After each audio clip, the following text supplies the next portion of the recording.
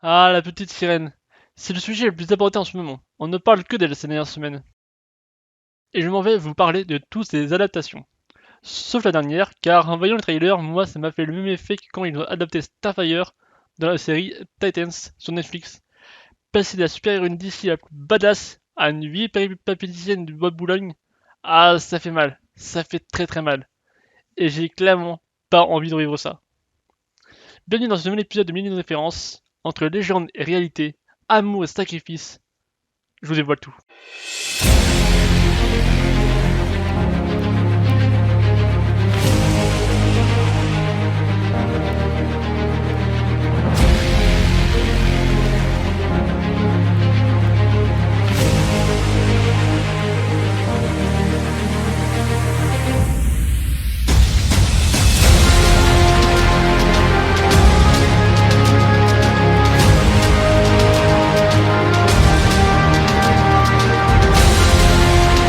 La première adaptation que je vais vous parler n'est pas vraiment une sirène, mais la fierté nationale, que dis-je, la fierté française m'oblige à vous en parler. C'est entre 1140 et 1210 que la première vocation de cette créature fut racontée, mais son histoire fut immortalisée en prose par un écrivain français, Jean d'Arras, le 7 août 1393. L'histoire commence au royaume d'Albanie, en Écosse. Le roi Élinas chassait dans la forêt et rencontra près d'une fontaine une magnifique jeune femme qu'il salua. Cette jeune femme était la fée Persine.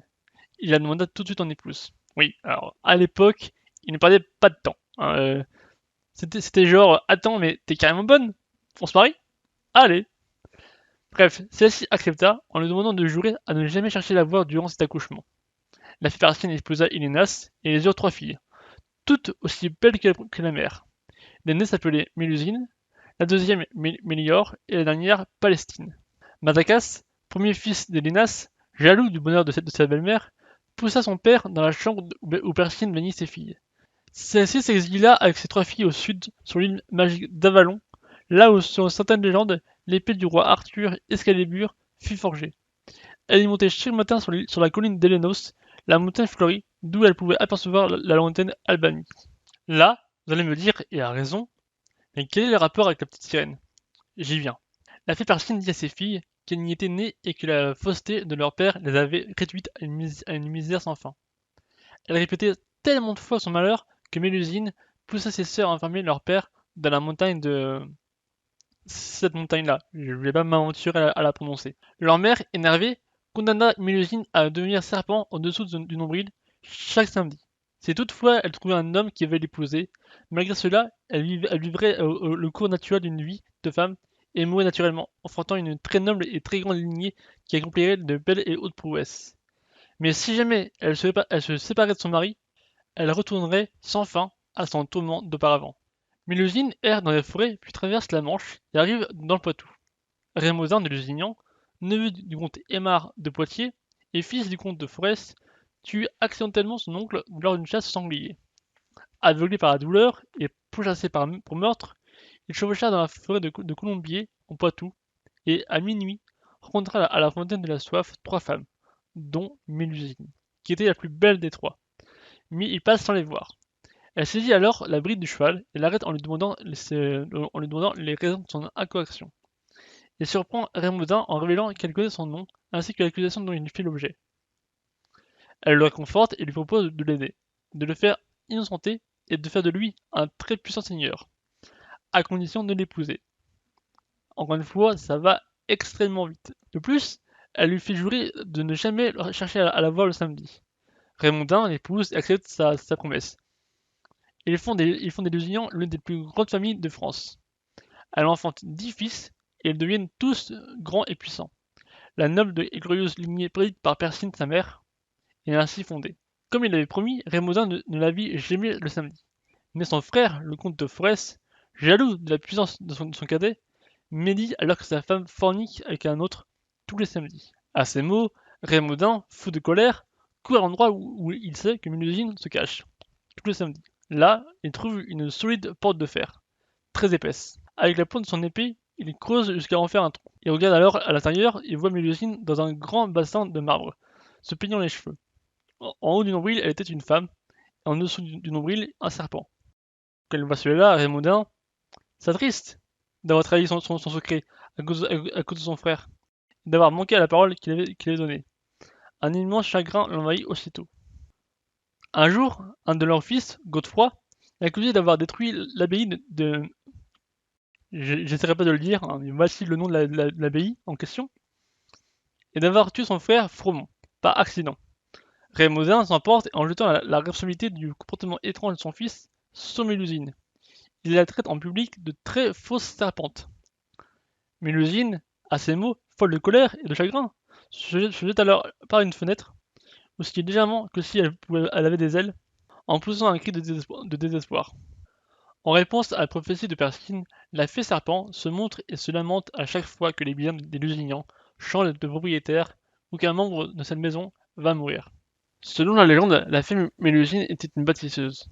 Elle aurait construit en une nuit le château de Lusignan, le plus grand château fort de France. Elle fonde également les villes de Parthenay, Tiffauges, Talmont, les murailles de La Rochelle, les châteaux de Châteaumur, Mervan et Vouvant. Comme je vous l'ai dit, c'était pas vraiment une sirène, mais j'étais obligé de vous en parler. Mais rentrons dans le vif du sujet. Parlons du conte de Hans Christian Andersen, publié en 1837, à Copenhague, où elle est immortalisée par une statue dans le parc de Churchill. Le conte raconte l'histoire d'un monde merveilleux sous l'océan, peuplé d'êtres humains à queue de poisson, qui n'ont ni prénom ni âme. Les personnages décrits dans le conte sont la sorcière, Tu es venu malgré tout. Oh mon Dieu, la sorcière! le roi de la mer, sa mère à lui, et ses 6 filles, dont chacune est âgée de 1 an d'écart. Donc en gros, quand l'aînée a 15 ans, la cadette a 10 ans. Leur grand-mère, qui connaissait le monde des humains mieux que quiconque sous l'eau, avait autorisé ses petites filles à pouvoir monter à la surface dès leur 15e anniversaire. Les 5 premières sœurs étaient émerveillées de ce monde qui leur était interdit, mais seulement durant les premiers jours, car au fil du temps, le monde des humains leur semblait indifférent, et que la vie était quand même bien mieux sous l'océan. Ariel, écoute-moi, le monde humain, c'est la pagaille! La vie sous la mer est bien mieux que la vie qui vit sur la terre! Mais pour la dernière des sœurs, la plus jeune, donc la petite sirène, dont les caractéristiques physiques ne sont pas mentionnées, excepté sa peau aussi blanche que l'écume, les lèvres rouges et qu'elle était la plus belle d'entre toutes. Elle est persuadée qu'elle aimerait le monde des humains pour toujours, notamment depuis qu'une statue montrant un humain est tombée dans l'océan et qu'elle a conservé dans la partie du royaume de la mer qui lui était conservée. Oh, c'est tout à fait lui, la même allure, le même regard. Ah, comment, Eric? M'enfuir avec vous? Oh, mais c'est tellement inattendu. Quand va son tour d'aller à la surface, elle le vit. Le beau prince, à la peau blanche, sur un bateau fêtant son 16e anniversaire. Et ce fut un véritable coup de foudre. La tempête arriva et balaya le prince par-dessus bord. La petite sirène, qui ne put se résoudre à le regarder mourir noyé, le sauva en le ramenant au rivage. Ne craignez rien, je vous sauverai. Il remue les lèvres, il est vivant. Il est vivant. Oh, mon prince, ne craignez rien. Maintenant, vous êtes hors de danger, vous êtes sauf. Elle lui donna un baiser sur le front et se cacha derrière un rocher, et en se camouflant avec l'écume en voyant un groupe de jeunes filles arriver. L'une d'elles s'approcha du prince. En se surveillant, il pensa alors que c'était elle qui l'avait sauvé. Agacée par cette situation, et follement pour le prince, la petite sirène s'en alla voir sa grand-mère qui lui explique que les sirènes n'ont pas d'âme et peuvent vivre jusqu'à 300 ans, alors que les humains, eux, ont une vie plus courte, mais qu'ils ont une âme éternelle qui continue à vivre dans les cieux même après que leur épouse soit morte. Elle lui raconte aussi que le seul moyen pour une sirène d'obtenir une âme éternelle, c'est qu'un homme soit éperdument amoureux d'elle et doit se marier avec elle. Mais hélas, lui confie sa grand-mère, aucun ne voudra se marier avec une femme ayant une queue de poisson. Suite à cette révélation, elle s'en alla voir la sorcière marine, avec pour optique d'avoir une âme éternelle en obtenant l'amour du prince. Et elle lui dit que pour ce faire, qu'elle a besoin de prendre ce qu'elle a de meilleur en elle, à savoir sa voix, en lui coupant la langue. En contrepartie, elle aura des jambes, mais qu'à chacun de ses pas, cela la fera souffrir, comme si des couteaux lui transperçaient les pieds. Et si jamais le prince en épouse une autre, le lendemain, de leur noces, elle se transformera en écume. Deuxièmement, si tu ne parviens pas à gagner l'amour de ton prince, Le lendemain matin de son mariage avec une autre, ton cœur se fendra en deux et tu te transformeras en écume de mer, comme celle qui flotte sur les vagues. La petite sirène, malgré le danger, accepta. Non, qu'il en soit ainsi. Quel qu'en soit le prix, je veux prendre forme humaine. Une fois transformé, le prince la rencontre et tombe sous son charme. Mais il confie qu'il cherche la fille qui lui a sauvé la vie, pour l'épouser. La petite sirène est embêtée car c'est elle qui l'avait sauvée, mais ne peut le dire, devenue muette. Plusieurs jours passèrent, la petite sirène était devenue très proche du prince. Mais un jour le prince s'en alla au pays voisin pour épouser la fille de leur roi par obligation de ses parents, n'ayant pas trouvé celle qu'il avait sauvée. Il emmenait la petite sirène avec lui, et que ne fût pas sa surprise, car la fille du roi voisin n'était d'autre que la fille qui pensait qu'il avait sauvé la vie. Du coup, vous connaissez la chanson. Aussitôt vue, aussitôt mariée, la petite sirène était bien embêtée car la mort l'attendait le lendemain. Elle qui avait renoncé à sa voix pour lui, elle qui avait souffert à chacun de ses pas pour lui, elle qui lui avait véritablement sauvé la vie, et il allait en épouser une autre comme ça. Elle regarda l'océan, pensant à sa future mort, et vit ses sœurs sirènes qui lui confient un couteau. Elle nous a coupé les cheveux, mais en échange, elle nous a donné un poignard magique, tu vas voir. Tu dois enfoncer ce poignard dans le cœur du prince. Quand tes pieds baigneront dans son sang, ils se changeront en queue de poisson. Tu redeviendras une sirène quand tu auras tué le prince. Quand la petite sirène alla embrocher le prince, dans son sommeil,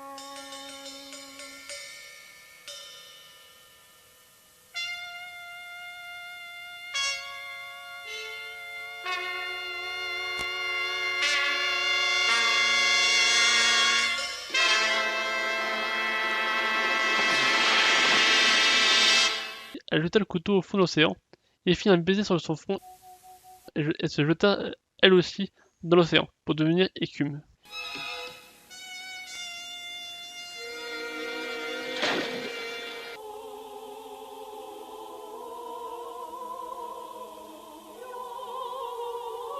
Les filles de l'air ramenèrent son âme vers les cieux et lui confia qu'elle pourra récupérer une âme éternelle si pendant 300 ans elle fait de bonnes actions. Voilà, donc c'était le conte original de la petite sirène. Avant que Disney ne s'empare de cette histoire, un autre grand pays la date en film d'animation, le Japon. Marina, la petite sorcière, réalisé par la Toei Animation en 1975. Bon, je vais pas vous narrer cette adaptation, car c'est littéralement le conte. C'est l'une des plus fidèles adaptations d'une œuvre originale, ce qui est assez rare de nos jours. D'ailleurs, c'est avec les images de ce film que j'ai illustré mes propos quand je vous ai narré le conte avec celui d'un autre film, dont je vous en parlerai plus tard. Dans ce film, ils ont juste skippé toutes les parties entre guillemets horrifiques du conte, donc les douleurs qu'il procure à chacun de ses pas, semblables à des couteaux qui lui transperceraient les pieds, et le fameux coupage de langue.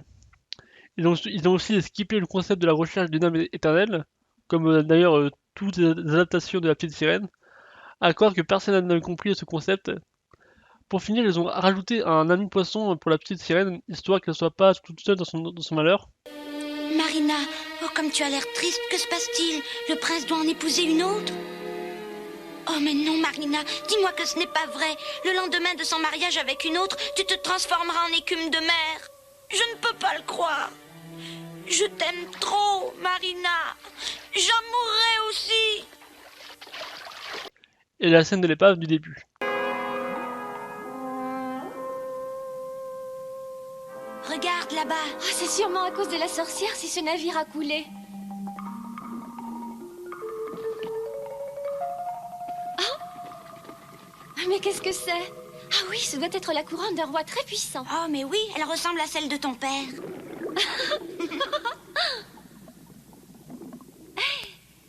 C'est une flûte? Oui, mais elle est brisée. Elle ne peut plus jouer. Scène, si vous avez bien la référence, qui est repris par notre chère grande souris aux grosses oreilles rondes, j'ai nommé Disney. Regarde! Est-ce que tu as déjà vu une chose aussi merveilleuse que celle-ci dans ta vie? Génial! Mais dis donc, qu'est-ce que c'est? Oh, aucune idée, mais Eureka doit savoir. C'est bizarre. T'as pas entendu un bruit? Je me demande ce que ça peut être. Et c'est parfait pour moi pour faire la transition, pour vous parler de cette célèbre deuxième adaptation de La Petite Sirène, et beaucoup moins fidèle au conte sorti en 1989 par le studio Disney. Je ne sais pas pourquoi je t'aime, mais je suis prête à t'aimer quand même. Prince de la chance, la vie commence pour toi et moi. Je vais pas vous faire l'affront de vous raconter ce film, c'est presque comme le conte, sauf qu'ici tous les personnages ont des prénoms. Il y a des personnages en plus, notamment Polochon, dont Disney s'est clairement inspiré de Fritz, la nuit dauphin de Marina, Sébastien, Eureka, l'Albatros et tous les habitants d'Atlantica, histoire un peu de donner un peu de vie au royaume au royaume sous la mer, tout simplement. Et aussi, bon bah la grand-mère a été carrément supprimée. Le mariage est remplacé par un simple baiser d'amour véritable pour que Ariel retrouve sa voix. Tu feras en sorte que ce brave petit prince soit tombé amoureux de toi et surtout qu'il t'embrasse. Pas un baiser ordinaire, mais le baiser de l'amour véritable. Qui lui était enlevé par, non pas par un couteau ou une potion, mais par la magie Disney. Maintenant, chante.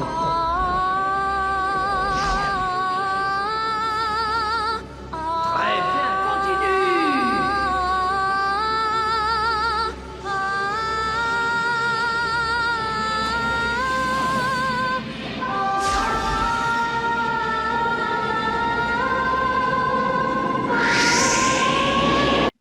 Et là, il y a un délai de 3 jours, histoire de rendre le film un peu plus dynamique. Te préparer une potion qui te donnera une apparence humaine pendant 3 jours. Tu entends? 3 jours. Attendez, je suis tout seul à penser que cette scène bousille absolument tout le film. Ah oui, elle sait écrire a priori. Elle a pas pu écrire une petite lettre au prince disant comme quoi, ouais, je suis une sirène, je me suis fait voler ma voix par une sorcière machiavélique par amour pour toi, pour pouvoir te rencontrer, mais il faut que tu me... J'ai un délai de 3 jours pour retrouver, pour être sûr d'être humaine, mais pour ça, il faut que tu me roules la plus grosse galère de ta vie. Bisous, smiley, voilà, je sais pas, ça serait vraiment pu finir le film en 2 secondes. C'est vraiment... cette scène, pour moi, elle bousille tout le film. Bref, le prince fait clairement plus de 25 ans que 16 ans. La sorcière a un rôle beaucoup plus important, parce que Disney n'aime pas trop les méchants trop nuancés, et ont besoin d'un vrai méchant, alors que dans le conte, elle est pas si méchante que ça, finalement, vu qu'elle donne aux sœurs de la petite sirène un couteau en échange de leurs cheveux pour la sauver de sa transformation en écume. Ce film est génial, il est probablement dans mon top 5 de mes Disney préférés, numéro 1 étant Quasimodo. Que ce soit pour les musiques, les personnages, les animations, les dessins, tout était parfait. Regardez à quel point Ariel est expressif. Je comprends. Excusez-le, mademoiselle. Je suis désolé si ce sac à puce vous a fait peur. Il n'est pas méchant, vous savez. C'est drôle. Il me semble vous avoir vu quelque part. Nous sommes-nous déjà rencontrés? Oui, n'est-ce pas? Je le savais. C'est vous que je cherchais. Vous vous appelez comment? Qu'avez-vous? Qu'y a-t-il? Vous ne parlez pas? Oh. Alors, vous n'êtes pas celle que je croyais. Mais qu'y a-t-il? Vous êtes blessé? Non, non, non, vous êtes épuisé. Oh, vous allez tomber. Doucement. Vous avez dû traverser des épreuves difficiles. Soyez tranquille, je vais m'occuper de vous. Venez, venez. Ses cheveux sont fluides et hyper bien animés, qualité qui disparaît dans ses suites. Je ne sais pas ce qui s'est passé dans l'évolution de l'animation entre 1989, 2000 et 2008, mais peut-être que les nouvelles techniques d'animation demandent moins de travail aux dessinateurs, mais bon, la qualité, ça a un prix, quoi. Mais regardez la différence. Ah, Dans les suites de la petite sirène, on dirait que la frange d'Ariel a été fixée avec 15 tonnes de gel ou de lac. Bon, pour ceux qui est tombés au fond de la salle, la petite sirène 2 raconte l'histoire de la fille d'Ariel, Mélodie, qui a passé toute son enfance dans le monde des humains, fascinée par celui des sirènes. Est une dangereuse entorse à cette règle. L'ignorais-tu? Arrête ça. Oh, Sébastien, je peux rien y faire. J'adore l'océan. Après s'être humilié lors d'un bal,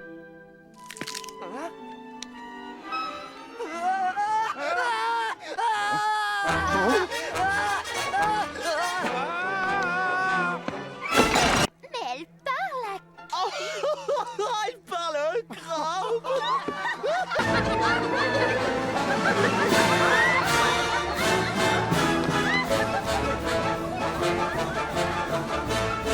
décide d'aller voir la sœur de la sorcière du premier film, qui la transforme en sirène. Pousse des nageoires, oui.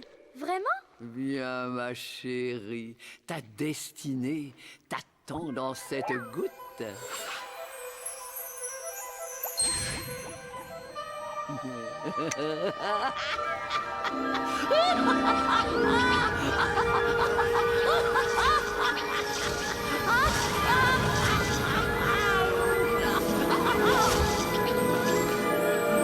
Je ne peux pas le croire. Je suis une sirène. Pour qu'elle lui ramène le trident du roi de la mer, pour qu'elle puisse faire des trucs de méchants.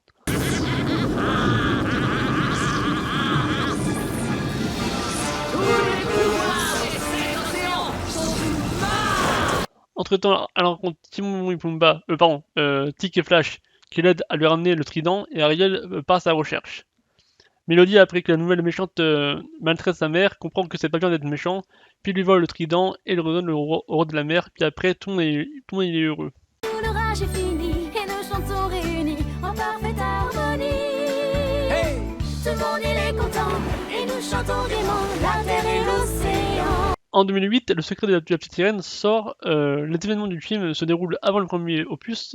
En gros, au début du roi, le roi Triton et sa femme et tout le peuple de la mer adoraient la musique. Un jour, le roi offre une boîte à musique à sa femme, puis les humains l'ont tué, lors d'une chasse au trésor ou à la sirène, on sait pas, c'est un peu flou. Au milieu de ce chaos, la reine Athéna nous fut enlevée. Athéna!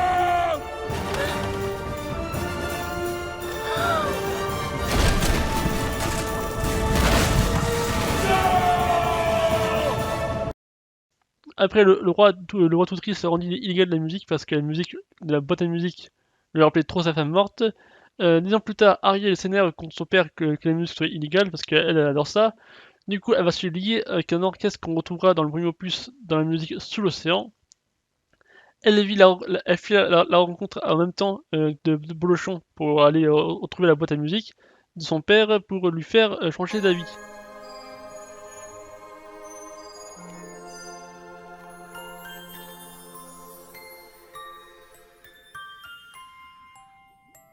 Et puis c'est ce qui se passe. Et du coup, après, tout le monde est heureux. Papa, tu m'accordes cette danse? Je ne refuserai pour rien au monde.